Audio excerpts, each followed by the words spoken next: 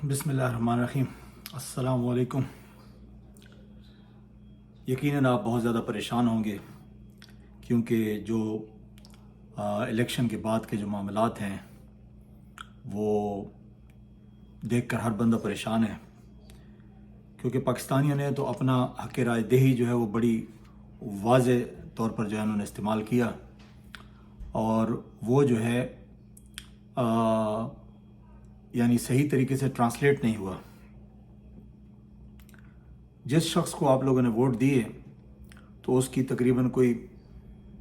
50-60 سیٹیں کم از کم، ویسے تو زیادہ ہیں لیکن منیمم بھی آپ کریں تو 50 سے 60 سیٹیں جو ہیں وہ اس سے دھاندلی کے ذریعے چھین لی گئی ہیں، اور اس کی وجہ سے جو ہے وہ پاکستان میں وہی صورتحال پیدا ہو گئی ہے جو الیکشن سے پہلے تھی۔ یعنی اگر آپ کو یاد ہو تو میں نے پچھلے ولاگ میں آپ کو ایک ذکر کیا تھا کہ اگر عمران خان صاحب واضح اکثریت سے نہ آئے تو پھر جو ہے ہم PTM-2 کی طرف جائیں گے، اور جو صورتحال نظر آ رہی ہے وہ ایسی لگ رہی ہے کہ ہم PTM-2 گورنمنٹ کی طرف جا رہے ہیں۔ دھاندلی کا جہاں تک سوال ہے تو اس میں تو اب کوئی شک نہیں ہے، کیونکہ اب تو جو انٹرنیشنل آبزرورز ہیں آپ ان کو سن لیں جنہوں نے پاکستان میں الیکشن کو کور کیا ہے، وہ سارے یہ کہہ رہے ہیں کہ جناب بڑی واضح دھاندلی ہوئی ہے۔ اس کے علاوہ انٹرنیشنل پریس کو آپ دیکھ لیں، چاہے وہ امریکہ کا ہے، چاہے وہ انگلینڈ کا ہے، چاہے وہ چائنا روس کا ہے، تو تمام لوگ جو ہے وہ دھاندلی پہ بات کر رہے ہیں۔ ایون کہ الجزیرہ جو ہے وہ بھی یہی کہہ رہا ہے کہ پاکستان کے الیکشن جو ہیں وہ رگڈ ہیں،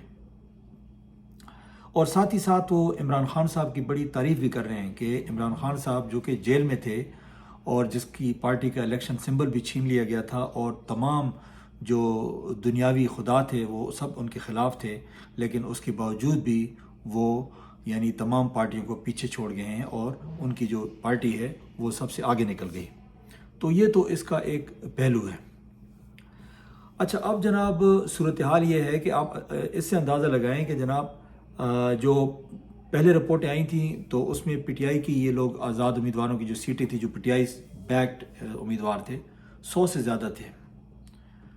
اور اب جناب وہ اس کو یعنی جوں مزید رزلٹ آتے گئے تو وہ 100+ سے وہ پیچھے جا کے تو اب وہ 93 پر آ گئے ہیں، جبکہ مسلم لیگ نون کی جو ہے وہ تقریباً 54-55 نشستیں تھیں اور وہ بڑھتے بڑھتے بڑھتے کوئی 75 تک پہنچ گئی ہیں۔ تو یہ ایک دنیا کا ایک انوکھا جو ہے وہ واقعہ ہوا ہے۔ تو بہرحال بہت زیادہ جو ہے وہ مایوسی بھی ہے، اور الیکشن بہت متنازع بھی ہیں۔ دیکھیں اب عدالتوں میں اگر وہ کیسز جاتے ہیں تو کچھ سیٹیں جو ہے وہ شاید PTI کو مل جائیں، لیکن پھر بھی جو ہے بہت مشکل ہے کہ وہ تمام سیٹیں جن پر دھاندلی ہوئی ہے وہ ان کو ملیں گی۔ ممکن ہے کچھ شاید مل جائیں۔ اچھا، اب جناب دوسرا جو پوائنٹ ہے وہ یہ ہے کہ اب پاکستان مسلم لیگ نون اور جو ہے پیپلز پارٹی والے آپس میں ملاقاتیں کر رہے ہیں، اور جناب جو ہے وہ زرداری صاحب اور شہباز شریف صاحب کے درمیان ملاقاتیں ہو رہی ہیں، اور وہ مل کے جو ہے وہ حکومت بنانا چاہتے ہیں۔ تو اب جو ہے صورتحال یہ ہے کہ جناب اب ان کی بارگیننگ ہوگی، اور جو صورتحال نظر آ رہی ہے اور جو رپورٹس آ رہی ہیں اس میں یہ ہے کہ زرداری صاحب کو شاید یہ صدر بنانا چاہتے ہیں،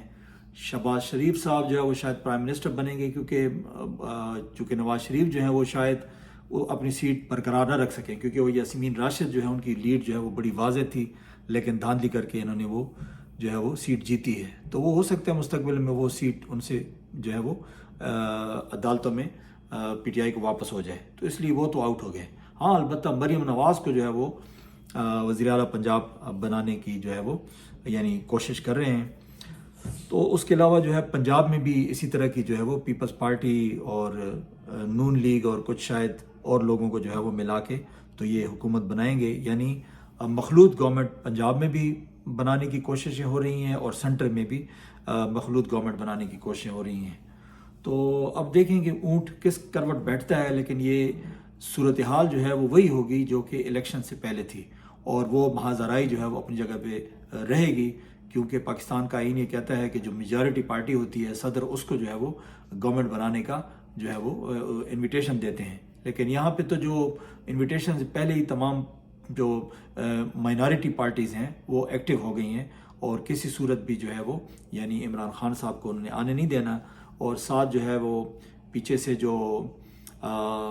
یعنی انویزیبل فورسز ہیں وہ بھی جو ہے ان کے ساتھ ملی ہوئی ہیں. اور یہی وجہ ہے کہ جناب پی ٹی آئی بیکڈ جو انڈیپینڈنٹ کینڈیڈیٹس ہیں ان میں کچھ کو جو ہے وہ الیکشن جیتنے کے بعد بھی اغوا کیا گیا ہے، اور ان پہ زبردستی جو ہے وہ یعنی ان کو فورس کیا جا رہا ہے کہ وہ اعلان کریں کہ جناب وہ مسلم لیگ نون میں شامل ہو رہے ہیں. اور اس میں کچھ ہو بھی گئے ہیں میرے خیال ہے. وہ ایک تو وہ جو جنرل روہیل اصغر کو ہرایا تھا وہ جو ہے انہوں نے آلریڈی جو ہے اعلان کر دیا ہے، سنا ہے کہ ان کو جو ہے وہ یعنی ان کے اوپر دباؤ تھا. اسی طرح سے گجرانوالہ سے جو ہے کوئی مبین عارف صاحب ہیں، سنا ہے کہ وہ بھی جو ہے شاید ان کو بھی اغوا کر لیا گیا ہے، اور شاید کچھ اور لوگوں کے ساتھ بھی ایسا ہونے والا ہے. تو یہ صورتحال الیکشن کے بعد بھی یعنی یہ صورتحال ختم نہیں ہوئی ہے. اس کا مطلب کیا ہے کہ عمران خان صاحب کو کسی صورت جو ہے وہ سینٹر اور پنجاب میں حکومت بنانے نہیں دینا. اچھا جناب، اس کی ذمہ داری کس پر عائد ہوتی ہے؟ تو اس کی ذمہ داری جو ہے سب سے پہلے تو جناب پاکستان الیکشن کمیشن پہ ہے، کیونکہ الیکشن کمیشن نے جو ہے وہ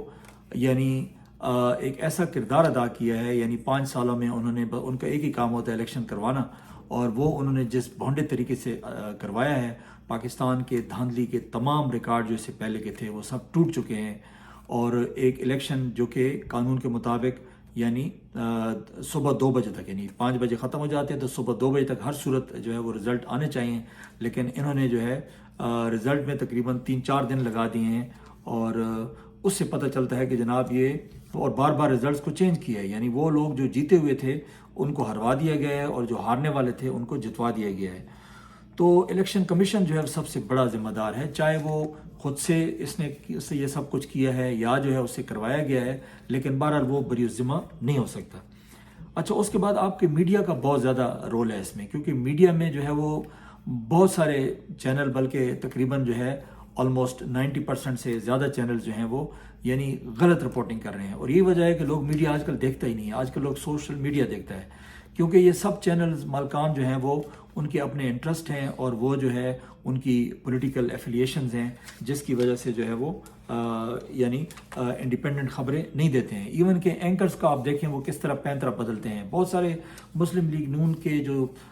جو سپورٹ کرنے والے اینکرز ہیں آج کل وہ بھی جو ہے ان پہ تنقید کر رہے ہیں. اس کی وجہ یہی ہے کہ انہوں نے جو ہے یعنی لالچ کی انتہا کر دی نا، کہ یعنی طاقت کی اور جو ہے اقتدار کی ان میں اس قدر لالچ ہے کہ جناب ہر صورت ان کو اقتدار چاہیے. جس طرح